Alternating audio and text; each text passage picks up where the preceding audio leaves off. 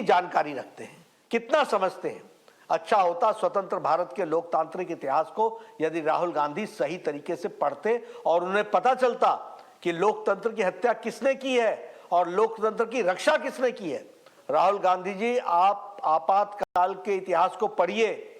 आपकी दादी माँ ने, उस समय की भारत की प्रधानमंत्री ने, आपकी कांग्रेस पार्टी की सरकार ने इस देश में 19 महीनों तक आपातकाल लगाकर लगभग 1.5 लाख बेगुनाह लोगों को, राजनीतिक कार्यकर्ताओं को, युवाओं को, वृद्ध को, महिलाओं को, सबको अकारण जेल में डाल दिया था। और वह भी Misa, maintenance of internal security act के तहत और डिफेंस ऑफ इंडियन रूल के तहत, DIR के तहत। तब बोलने पर प्रतिबंध था, लिखने पर प्रतिबंध था, मीडिया पर प्रतिबंध था, फिल्मों पर प्रतिबंध था, गायकों पर प्रतिबंध था। न जाने किन गुनाहों के लिए किस किस पर प्रतिबंध लगाए गए थे। राहुल गांधी जी, आपकी पार्टी ने तो देश को सभी संवैधानिक व्यवस्थाओं को ध्वस्त किया है, न्यायपालिका को भी कमजोर करने में कोई कसर नहीं छोड़ी थी। आपकी सरकारों ने लगभग 90 बार राष्ट्रपति शासन लगाकर चुनी हुई लोकतांत्रिक सरकारों को बेवजह बर्खास्त किया है। यह होती है लोकतंत्र की हत्या। राहुल जी, आपकी पार्टी के द्वारा जिस ढंग से आपातकाल को लगाकर देश के संविधान को समाप्त करने का प्रयास किया गया, उसका प्रतिकार इसी देश की जनता ने किया था। आपके शासन को उखाड़ फेंका था, किसी विदेशी ताकत ने नहीं। राहुल गांधी जी, आप विदेशी धरती पर भारत को बदनाम कर रहे हैं, जबकि आज दुनिया में भारत को सलाम कर रही है दुनिया। इटली के PM ने हमारे प्रधानमंत्री नरेंद्र मोदी जी को सबसे लवेबल PM कहा है। वर्ल्ड बैंक से लेकर IMF तक ने भारत के विकास गाथा की सराहना की है। जर्मनी के चांसलर ने भारत के विकास को अद्भुत बताया है।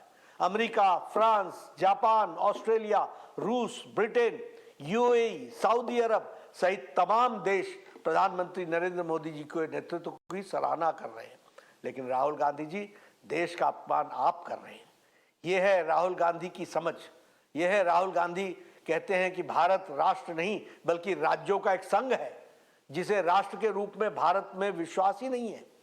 उसकी सोच पर क्या कहा जा सकता है। Rahul Gandhi ji, Bharat mother of democracy है, जिसने पूरी दुनिया को लोकतंत्र की शिक्षा दी है। दुनिया की कोई ताकत भारत के लोकतांत्रिक परंपराओं को नुकसान नहीं पहुंचा सकती है।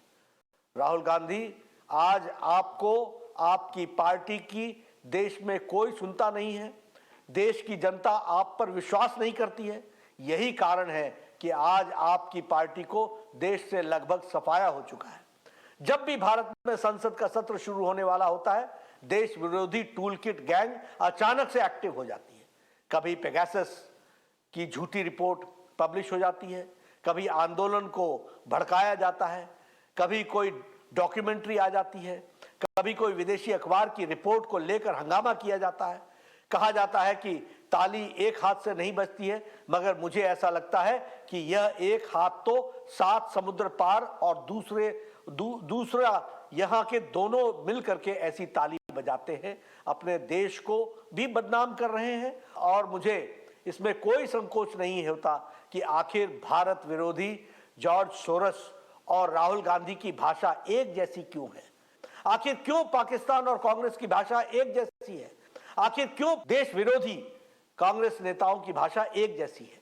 विदेशी ताकतें भारत में को कमजोर और मजबूर गठबंधन की सरकार चाहती है, ताकि वे अपनी आवश्यकताओं के अनुसार अपने फायदे में सरकार का उपयोग कर सकें।